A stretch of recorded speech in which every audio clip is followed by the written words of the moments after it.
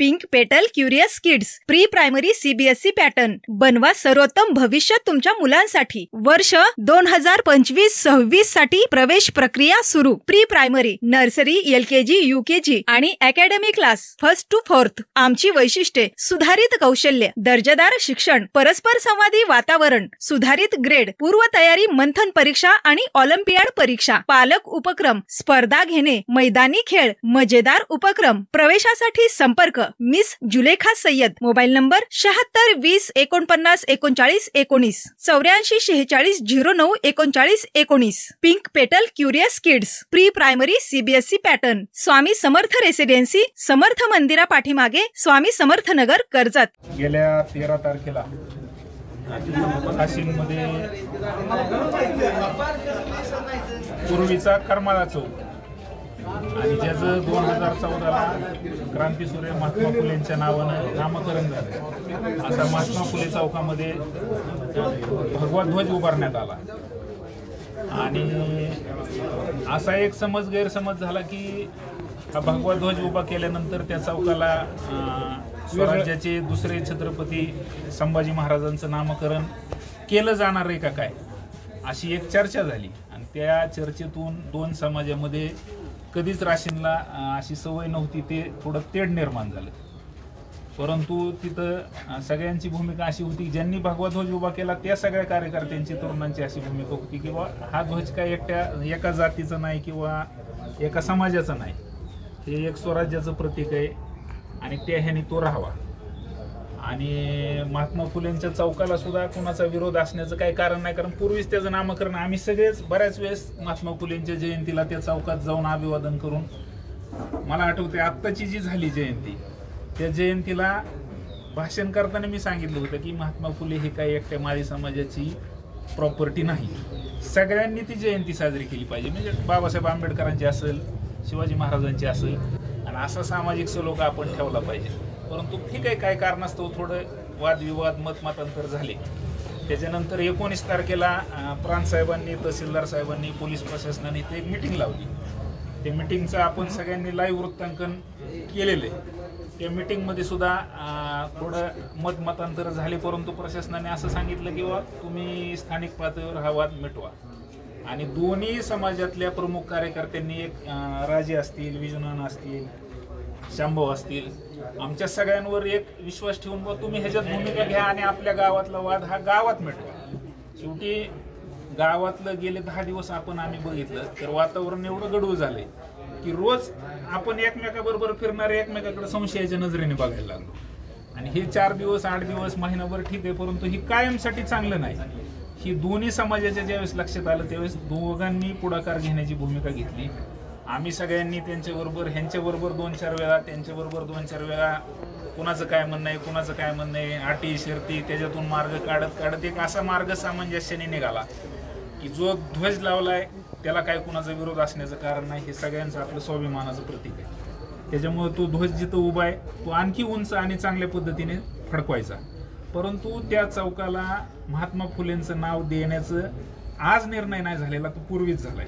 आणि मग जो निर्णय झालाय त्याच्यात आपण बंधन कसं करायचं की तुम्ही नाव इथंच दिलं पाहिजे, तिथं नाही दिलं पाहिजे। चौक म्हणल्यानंतर ते सगळा चौकच झाला।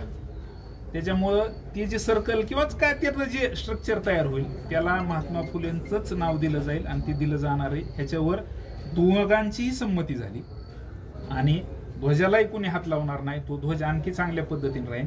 आणि ह्याच्यातून काय झालं, तालुक्यातल्या बऱ्याच गावात रात्रीतून ध्वज उभा राहायला लागले। मग ती एकमेकाला कोण आडवा आडवीन जिरवीचा प्रकार सुरू झाला।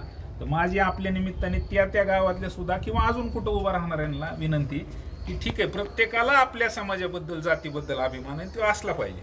परंतु आत्ता प्रशासनाने सांगितलं, आता काय गावात आपण बघितलं तिथं आता राशीनला डिवायडर आहे म्हणून तिथं अपघात होण्यासारखी परिस्थिती नाही म्हणून आपण तिथं स्ट्रक्चर उभा करू शकतो। पण काय गावात काय झालंय, एकदम रस्त्याच्या मध्ये आपलंच कोणीतरी भाऊबंद तिथं धडकायला बसलाय उद्या, ह्याचा सुद्धा नीट विचार केला पाहिजे आणि ती स्ट्रक्चर साईडला घेतलं पाहिजे। मग तो ध्वज पिवळा आहे का भगवा आहे का निळा आहे का आणखी कुठला आहे ह्याच्यात न पडता सेफ्टीसाठी सगळ्यांनी थोडं त्याच्यात भूमिका घेतली पाहिजे। आणि मी दोन्ही समाजाच्या म्हणजे प्रमुख नेते मंडळींपेक्षा नवीन जे तरुण कार्यकर्ते तयार झाले त्यांचा आभार मानल, कारण बऱ्याच नवीन पोरांना ही माहीत नाही. राशीन सारखं आपण ज्या कोणत्याही जातीचा असो तो देवीचा भक्त आहे. आणि राशींची यात्रा राजे तुम्हाला सांगतील की तिथं मुस्लिम समाजाच्या माणसाला सुद्धा एक काम आहे वाटून दिलेलं, शेकडो वर्षापासून सेवा आहे ती देवीची. दलित समाज असो, मराठा समाज, प्रत्येकाला. आणि तो माणूस तिथं नाही ना आला तर ती अख्खी यात्रा बंद पडू शकते. तुमच्या माहितीसाठी सांगतो, आपल्या माध्यमातून तालुक्यात महाराष्ट्रात जाऊ द्या की एक घडशी समाज म्हणून 2च घर आहेत राशींमध्ये. देवीची पालखी पूर्ण यात्रा लाखोंची झाल्यावर ज्यावेळेस मंदिरात येते ना त्यावेळेस त्या समाजाची शेवटची आरती होती. ती आरती झाल्यानंतर कुणालाही दर्शन घेण्याची परवानगी नाही. देवीचे मुखोटे आत जातात. 2 घराला एवढा मोठा मान. मग ही सलोख्याचं वातावरण जर ठेवायचं असेल तर हे जे असं गडोळ वातावरण होईल त्यात जबाबदार लोकांनी थोडी भूमिका घेतली पाहिजे. आमची सुद्धा फार दमछाक झाली ही करण्यात. असं नाही की एवढं सहजासहजी झाले. बरेच लोकांनी नावं ठेवले, तुम्हाला गावातला वाद गावात मिटवता येत नाही का. पण दाब देऊन जर ते वाद मिटवला 2 दिवसापुरता मिटेल, परत उद्भवल. म्हणून वेळ जाऊन गेला तरी आता आज हिथं सुद्धा अशी चर्चा झाली की मराठा समाजाचे सगळे कार्यकर्ते त्या दिवशी मिटिंगला होते, परंतु त्यांनी आम्हाला सगळ्यांनी सांगितलं सकाळी की समोर येऊन परत एकमेकाच्या बोलण्यातून काय वाद होऊ नये. आता मिटवायचंय तर ते आम्ही तुमच्यापाशी शब्द देतो आणि त्याला आम्ही ठाम राहू. अशा पद्धतीने काही ठराविक आले, काही ठराविक नाही आले तरी देखील माझी विनंती राहील दोन्ही समाजाला. कारण डॉक्टर आपण एक लक्षात घेतलं पाहिजे की सुखदुःखाला, एखाद्याचं लग्न आहे, एखाद्याचं अंत्यविधी, आपणच एकमेकाच्या जाणार आहे, कोण कोणाच्या जाणार आहे, ह्याचं दोन्हीकडून पालन केलं पाहिजे तर ही सगळं टिकल अशी विनंती. आणि मी धन्यवाद देतो आपल्या सगळ्यांना. आणि ह्यात ज्यांनी हे प्रकरण मिटवण्यासाठी भाग घेतला त्यांना आणि प्रशासनाला, आपल्या पत्रकारांना की आपण हे राशीन आज महाराष्ट्राचं ह्या वादाचं विनाकारण जसं भूकंपाचं एपिसेंटर होतं तसं व्हायला लागलं होतं. आपण हे सगळ्यांनी थांबवलं, त्याच्याबद्दल मी आपल्या सगळ्यांना धन्यवाद देतो. हे असंच टिकू. आणि जे ठरलंय आजच्या बैठकीत ती स्ट्रक्चर एखाद दिवस 2 दिवस पुढं होईल, मागं होईल, पण ती जसं ठरलंय तसंच होईल. ह्याच्यासाठी आम्ही सगळे शेवटपर्यंत प्रयत्न करत राहणार. ह्यात काहीच बदल होणार नाही. आपले सगळ्यांचे पुनश्च धन्यवाद.